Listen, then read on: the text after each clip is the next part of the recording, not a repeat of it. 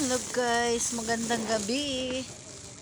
Andito na po kami sa aming i-delivera ng bagoong madilim. Ayan po, madilim. Ito po yung bahay ng aking hipag. Ayan. Magandang gabi mga kananay.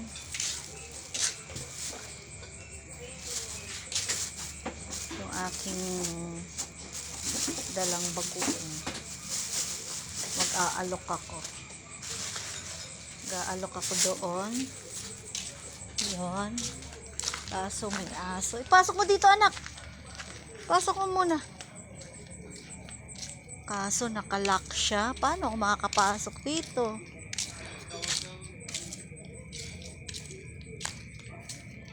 Nakalock siya. May aso. Joseph! Ayan. Titindahan ko siya ng bagong. Baka gusto mong bumili ng bagoong sa akin. Dagdag boundary lang. Ha? Ito naman, di na ako kilala. Ano ba to? Nagtitinda ako ng bagoong. Sige, magkano ba to? 75 lang. Maraming baboy yan. Pagdagdag boundary po. Dahil di ako nakapamasada. Dahil masakit ang aking balakang. Yung aking driver na gwapo. Ayun, nakayuko siya. Driver kong gwapo. Ang aking anak na gwapo.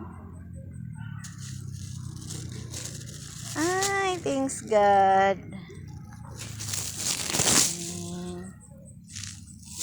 Pagtinda din ng bagoong. Kahit gabi na. Salamat po. Gumanda siya. Oh. Gumanda yung harapan. Gumanda yung harapan mo. Ayun, kinabit ko yung bakod nila. Ginito rin. Oo. Kita mo yung bakod nila. Hanggang doon. Hanggang doon, hanggang dyan. Gumanda nga siya. Luminis. Ano? 75 na yun. Thank you. Ayan, nakabenta na po ako. Joseph, salamat. Oo, anak ko. Ingat kayo. Ayan, salamat. Thank you. Ito na po tayo. Sa aking hipag na maganda. Si Daniel. Oo. Yan. Ito yung pipirhamahan. Babay po muna. Ayan, may benta ako. 3 na lang. Masakit kasi balakang ko. Kaya hindi mo